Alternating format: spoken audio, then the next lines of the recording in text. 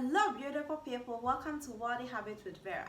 This is a place where you can learn all your relationship tips and how to own your life, manage your family, grow your business and progress in everything that you do. Relationship is really important. Without it, there wouldn't be an existence. In today's episode, we'd love to talk on how we can strengthen the relationship that we have with our spouses. And actually, I want to delve into the things that we are not supposed to do, things that we are supposed to avoid. That when we continue to entertain in our marriages, we might end up gradually breaking our homes. First, do not criticize. Criticism is finding your spouse's fault and hating on it or condemning it.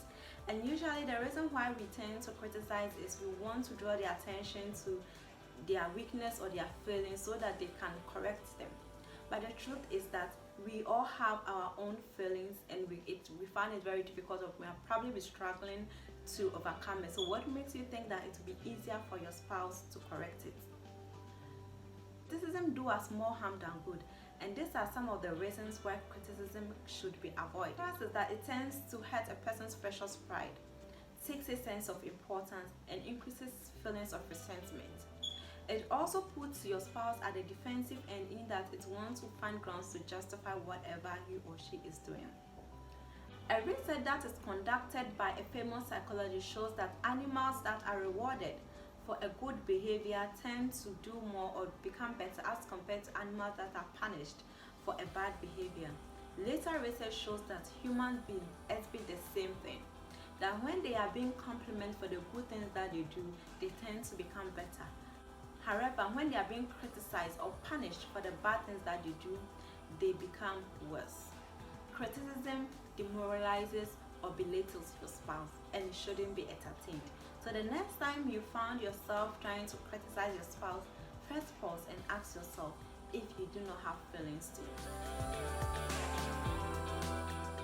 Do not compare. Comparison has become the order of the day. Why do I say that? Because we tend to compare our spouses with so many people. It seems that before we met our spouses, they were all perfect. They were the angels that we never knew. And once we get married to them, like a few years after the marriage, we tend to compare them to all sort of people, like our mothers, our fathers, our sisters, our female colleagues at work, or our male colleagues at work, and all that stuff. A great scientist said something, and I want to quote his words, that everyone is a genius. However, when you put a fish on a tree expecting it to climb, it will live all its life thinking that it is stupid. I believe that each and every one of us is genius and unique in its or her own way. And that when we try to compare them to things that they can never be or things that they can't be, we are trying to define them. And by definition, we are putting them in a tight box. Now, when we do that, we don't allow them to live the life that they are purposed for or they are destined to. They try to live all their life thinking that they are worthless or they can't make it in life. And when we do not stop it, it might end up breaking our relationship with our spouse.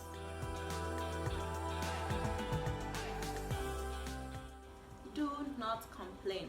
I read from a book called The Secret, and one of the things that really drew my attention was the fact that we all continually get what we are having because we complain a lot. We complain about everything, and then the universe actually gives you what you complain about. So when you talk about the things you do not like about your spouse, it gives you more of the things that you do not want, so that you can talk more about it.